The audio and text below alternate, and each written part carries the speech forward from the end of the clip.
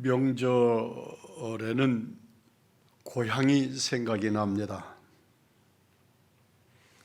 고향을 찾아가지 않아도 막연히라도 고향이 그리운 날이 명절입니다. 이 땅의 어느 장소로서의 고향만이 아니라 내 생명의 존재로서의 고향인 부모님이 그리워지는 날이기도 합니다. 생각하고 찾는 고향은 어느 땅, 어느 지역 그 이상입니다. 고향에는 내 삶의 히스토리가 있고 우리의 숨결이 있습니다. 꿈과 추억이 서린 고향을 찾는 것은 인간의 본능 속에 회귀 본능에 속하는 것입니다. 오늘 본문의 고향을 그리워하는 한 사람, 아브라함이 있습니다. 아브라함은 이 땅에 살면서도 하나님이 예비하신 본향을 사모하면서 산 믿음으로 살았던 사람입니다. 우리들에게는 다양한 형태의 고향이 있습니다. 그리워 찾아가는 우리들이 일반적으로 생각하는 내가 태어났거나 부모님이 사셨던 그 고향이 있습니다. 오늘같이 명절이 되면 사람들은 자기 고향을 찾아가는 귀성전쟁, 민족 대이동 등등을 벌입니다. 이렇게 고생을 하면서라도 고향을 가고 싶어도 못 가는 북한의 실향민들도 있고, 오늘날에는 개발 등등으로 고향의 흔적을 잃어버린 분들도 있습니다. 그 옛날에 하루 종일을 고속도로에서 버리면서도 그래도 찾아가고 기차 속에서 짐덩어리처럼 구겨져도 고향을 찾았던 그때가 참 좋았던 때라는 생각을 갖게 합니다. 일제 때 떠나가는 배라고 하는 시를 써서 민족 정신을 일깨웠던 박용철 시인의 고향이라고 하는 시를 소개해 드리겠습니다. 고향은 찾아 무얼하리, 일가 흩어지고 집 흐너진데 앞마을 시내도 예자리 바뀌었을라. 고향은 이제 찾아 무엇하리, 험한 발에 짓밟힌 고향 생각, 애사랑의 생각 같은 쓰림 심사여라. 이 박용철 시인은 일제에 짓밟힌 고향을 생각하면서 참으로 그 고향을 찾는 것이 조국을 잃어버린 우리들에게 무슨 의미겠는가를 노래한 것입니다. 고향에 대한 그리움, 그리고 현실 속의 변화에 대한 아쉬움입니다. 그럼에도 고향을 찾는 이유들이 있습니다. 첫째는 돌아가고 싶은 귀소 본능입니다. 이 귀소 본능은 연어나 진돗개, 비둘기 같은 동물들에게만 있는 것이 아닙니다. 자신이 태어난 곳으로 돌아가고자 하는 욕망이 우리들에게도 있습니다. 나이가 들면서 어린 시절 충마고우나 동창들이 그리워지고, 어릴 때 어머니가 해주시는 음식들이 생각나고 먹고 싶어집니다. 이런 것이 물리적인 어떤 것에 제한받거나 상황적으로 해결할 수 없게 되는 경우가 지나치면 우리는 향수병에 시달립니다. 이런 육체적인 향수병이 있는가 하면 사람에게는 영원을 사모하는 마음, 영적인 귀소 본능이 있습니다. 우리가 이 세상을 살다가 이 세상을 떠나는 것을 돌아가셨다고 말씀합니다. 어디로 돌아가는 것입니까? 본향으로 돌아가는 것입니다. 나그네적 본능도 있습니다. 우리는 이 땅에 사는 것을 여객이라 하고 사람에게는 어디론가 가고 싶은 욕망이 있습니다. 인생은 나그네입니다. 그래서 떠나고 싶은 욕구로 사람들은 여행을 좋아합니다. 설 같은 명절에는 고향을 찾고 싶을 뿐만 아니고 그저 집에 홀로 있으면 뭔가 불안하고 가슴이 안정되지 않고 어디론가 떠나고 싶은 욕망이 일어납니다. 인간의 본능 속에 나그네적 본능이 있기 때문입니다. 안식의 본능이 있습니다. 쉬고 싶은 욕망이지요. 고향을 떠나 나그네로 사는 삶의 고달픔을 고향에 가서 쉬며 안식하고픈 마음도 있습니다. 그 마음이 돌아가신 어머니가 그립고 아버지가 그립고 또 갈 수 없는 고향이 더 애절해지는 이유입니다. 또한 영적 본능이라는 게 있습니다. 고향을 떠난 사람들이 금이 환향은 아니더라도 고향에 가면 내 부모, 형제가 반겨줄 것을 기대하는 본능입니다. 우리는 누군가가 나를 기다릴 것이라고 하는, 누군가를 찾아가고 싶다고 하는, 그러면 그런 나를 반길 거라는 영적 본능이 인간에게 있습니다. 이런 본능적 욕구가 고향을 그리워하게 하고 찾게 만들지만 우리가 자란 고향은 나의 본능을 완벽하게 충족시키지 못합니다. 예수님도 구원 사역을 시작하시면서 고향 땅 나사렛에 찾아가신 적이 있습니다. 고향 사람들에게 하나님의 말씀을 전하고 그 고향 땅에 병들고 고생하는 이들을 치유하고 싶으셨을 것입니다. 그러나 하나님의 말씀을 전하는 과정에서 고향 사람들은 네가 요셉의 아들 아니냐, 네가 마리아의 아들이 아닌가, 너의 동생들이 우리와 함께 있지 않는가, 그리고 예수님을 쫓아내고 가까운 절벽으로 예수님을 밀어내서 절벽에 떨어뜨려 죽이려고 시도하시어서 주님은 고향에서 쫓겨나신 적이 있습니다. 우리에게는 사모하는 고향도 있습니다. 아브라함은 갈대아 우르를 떠나 하란에 머물다가 하란에서 아버님 돌아가시어 장사 치르고 그리고 조카 롯을 데리고 헤브론으로 이주했으나 아브라함의 고향은 결코 갈대아 우르도 아니고 그는 결코 하나님의 나라를 사모하는 하늘의 미래의 고향을 사모하는 본향을 그리워하는 믿음의 사람이었습니다.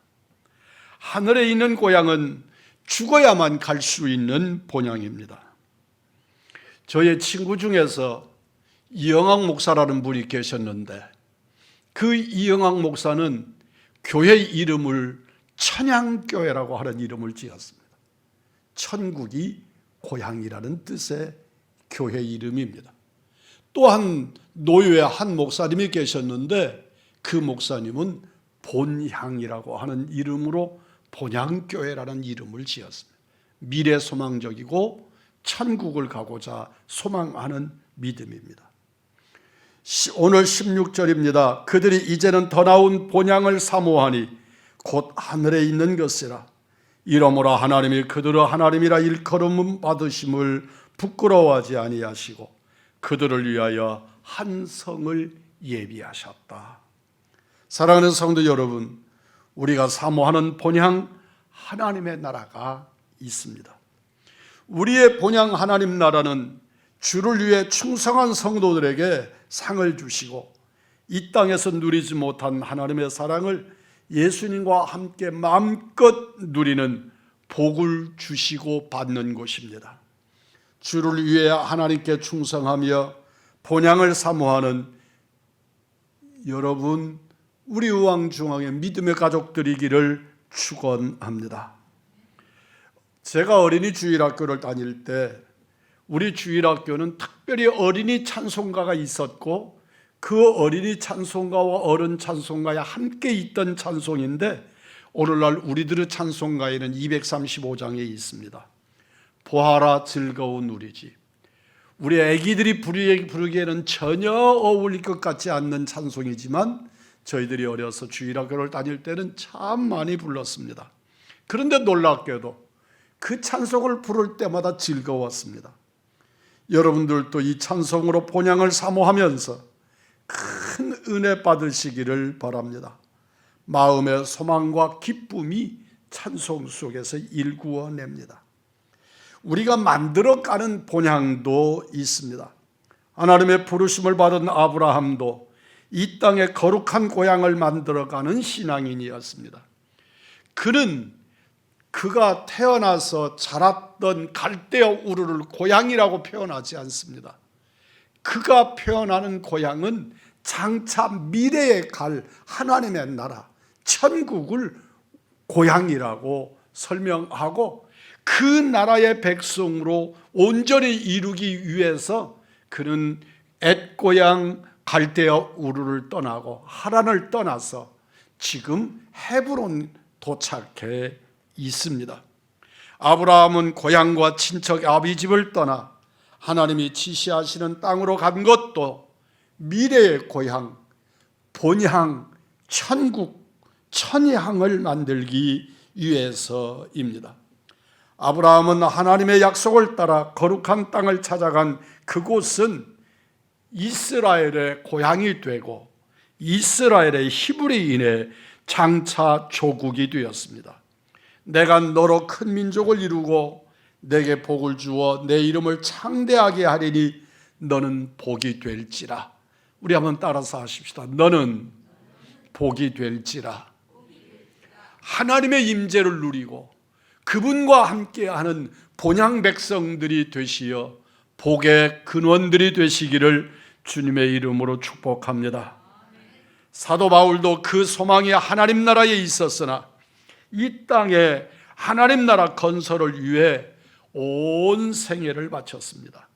그는 본향에 가고 싶은 하나님 나라를 사모하는 마음이 간절하고 하나님 나라 가는 것이 훨씬 더 좋은 일이었으나 이 땅에 하나님의 나라의 거룩한 역사를 이루기 위해 사명을 위해 그는 헌신했노라고 고백하는 겁니다.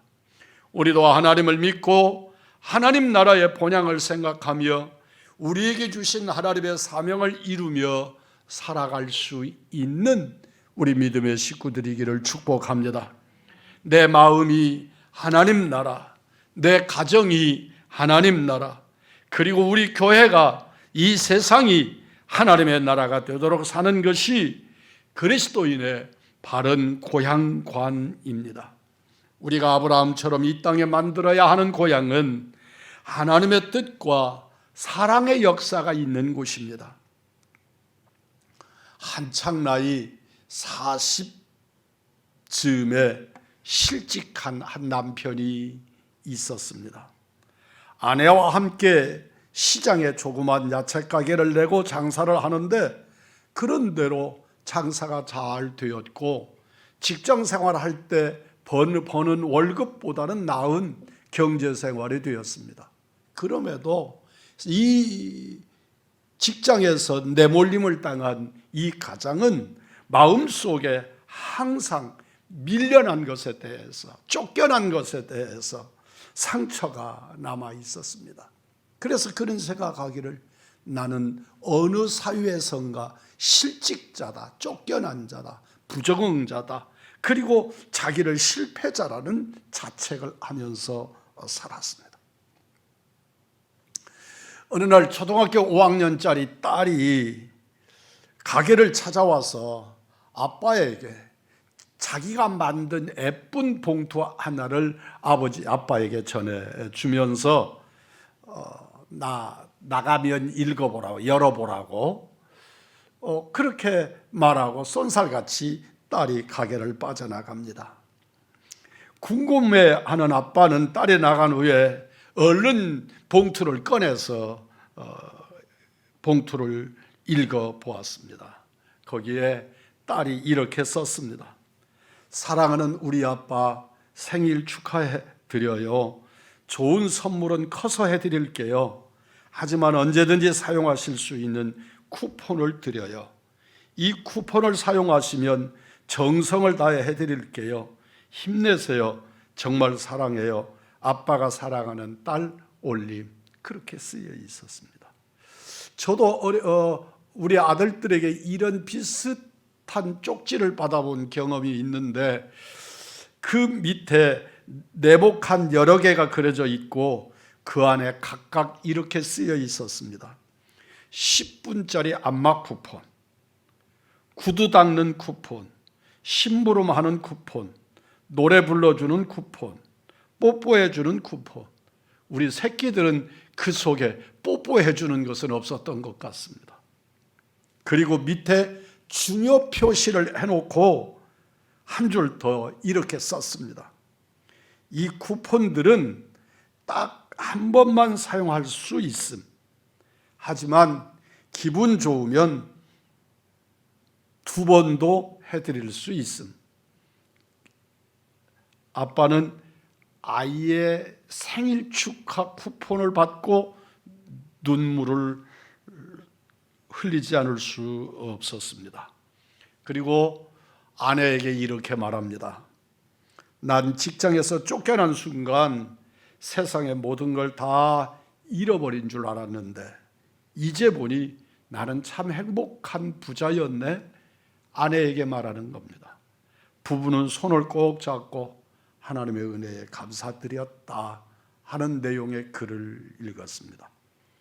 세상은 나를 실직자로 만들고 나 역시 실패자로서 상처를 안고 살 수 있지만 내 딸은 그 실직자 아버지가 아니라 존경하는 아빠로 그리고 사랑하는 아빠로 한 가족을 이루어 살고 있다는 사실에 이 아빠는 뒤늦게 감격했습니다. 이런 가정이 안식의 고향이고 하나님의 나라입니다. 설 명절에 여러분의 가정이 하나님 사랑이 있는 이 40대 아빠가 누리는 행복을 누리는 가정들이 되기를 주의 이름으로 축복합니다. 아브라함이 사모했던 본향 같은 가정이 되기를 축복합니다. 진실로 하나님의 말씀이 역사하는 은혜의 가정들이 되기를 소망합니다. 하나님은 우리를 사랑하십니다. 이 세상은 차별이 있습니다. 이 세상은 우리를 평가하고 그에 따라 우리를 대우합니다.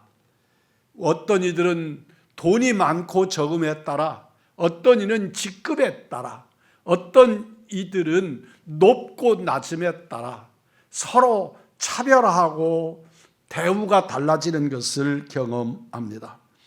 그러나 사랑하는 성도 여러분, 진실로 하나님의 은혜에 머무르는 역사는 결단코 사랑만 있을 뿐, 은혜만 있을 뿐 차별을 두지 않습니다. 우리는 대한민국 안에 차별금지법이라고 하는 법을 만들려고 엄청나게 노력하는 국회의원들이 그리고 많은 사람들이 있다는 걸 압니다. 우리는 차별금지법을 반대하지 않습니다. 포괄적 차별금지법이라고 해서 그 속에 있는 성평등, 그러니까 남자, 여자가 뒤집어져도 되고 또 동성애를 행하는 하나님의 말씀에 도전하는 그것을 차별해서는 안 된다고 주장하는 악한 차별법을 반대하는 것이지 결코 이 땅에 모든 사람들이 평안을 누리고 안녕하게 살 수 있는 차별금지법을 반대하는 것이 아닙니다. 그래서 우리는 설명할 때 그렇게 말합니다. 포괄적 차별금지법을 반대한다. 그 포괄적 차별금지법이라고 하는 것이 바로 동성애 찬성하는 것, 동성애를 반대하면 벌금 내게 만드는 것, 그런 것들 50여 가지의 여러 가지 성들을 인정해서 남자와 여자를 구별하지 못하게 하고 남자와 남자끼리 여자와 여자끼리 결혼해도 되도록 만드는 그런 동성애적 차별금지법을 반대한다고 주장하는 것입니다. 세상의 언론들은, 세상 사람들은 교회가 나서서 가장 차별받는 것을 돕고 협력하고 사랑해야 될 것인데 왜 교회가 차별금지법을 반대하느냐? 교회가 편협됐다고 주장하지만 우리가 반대하는 것은 그런 동성애적인 악한 차별금지법을 반대하는 것이지, 이 땅의 모든 사람들이 다 동등하게 차별 없이 인권을 누리는 것을 반대하지 않습니다. 우리 하나님은 내 사랑하는 내 딸, 내 아들로 우리를 받으시고 뜨겁게 사랑하시고 우리를 부르십니다. 우리 가정도 상처 주는 가정이 아니라 사랑하는 가정이어야 될 줄 믿습니다. 사랑에는 힘을 얻습니다. 하나님 사랑이 있는 가정, 하나님 사랑이 있는 우리 교회 일터가 되시기를 주님의 이름으로 축복합니다. 예수님의 사랑이 있는 곳, 그곳이 우리의 고향이어야 합니다. 요한복음 3장 16절입니다. 하나님이 세상을 이처럼 사랑하사 독생자를 주셨다. 예수님의 사랑은 자기 몸을 십자가에 못 박아 희생하여 죄인을 구원하신 사랑입니다. 당신을 십자가에 못 박으시면서까지 우리를 사랑하셨습니다. 우리 가정에 예수님의 사랑이 있기를 축복합니다. 부모는 자녀를 위하여, 자녀는 부모를 위하여, 아내는 남편을 위하여, 남편은 아내를 위하여 진정으로 희생을 전제하는 사랑이 있는 가정들, 하나님의 가정들을 누리시는 역사 있기를 축복합니다. 이 사랑은 성령의 역사로만 가능한 것임을 깨닫는 오늘 은혜의 시간, 은혜 누리시기를 바랍니다. 하나님의 사랑으로 서로를 바라보실 수 있기를 원합니다. 하나님의 사랑으로 상대를 느끼시기를 바랍니다. 예수의 사랑으로 희생하는 사랑이 있는 여기가 하나님이 계신 곳입니다. 만남이 힘이 되는 공동체가 진정한 고향입니다. 남아프리카 잠비아라고 하는 나라의 북부 고원지대에 바벤바라고 하는 부족이 있답니다. 이 바벤바 부족의 특징은 범죄가 없다는 것입니다. 그곳에는 경찰도 없고, 그곳에서는 교도소도 없고, 그곳은 범죄가 없다는 것이지요.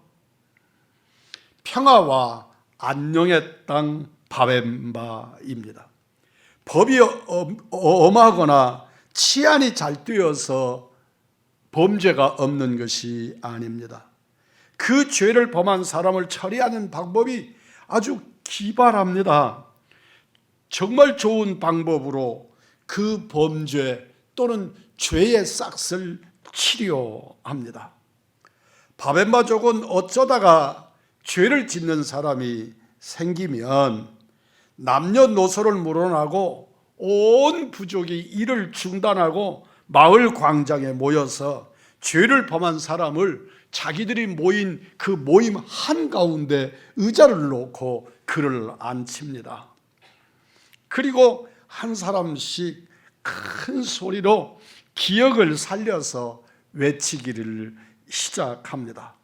죄인이 과거에 했던 좋은 일들을 기억을 떠올리면서 그의 장점, 그의 선행, 그의 미담들을 한 가지씩 찾아가면서 말하는 것입니다. 이때 과정이나 농담 등의 일체의 이런 일들을 하지 못하고 아주 진지하게 중심으로 그 사람의 죄를 꾸짖는 것이 아니라 과거에 잘했던 일, 칭찬거리를 말하는 것입니다. 이 바벤바의 법정은 검사도 없고 판사도 없고 오직 변호사만 수백 명, 수천 명이 모이는 아주 특이한 법정인 것이지요. 몇 시간이고 때로는 하루 종일 칭찬이 바닥이 날 때까지 그 칭찬 릴레이가 계속되는 것입니다. 한마디로 칭찬 폭격을 당합니다.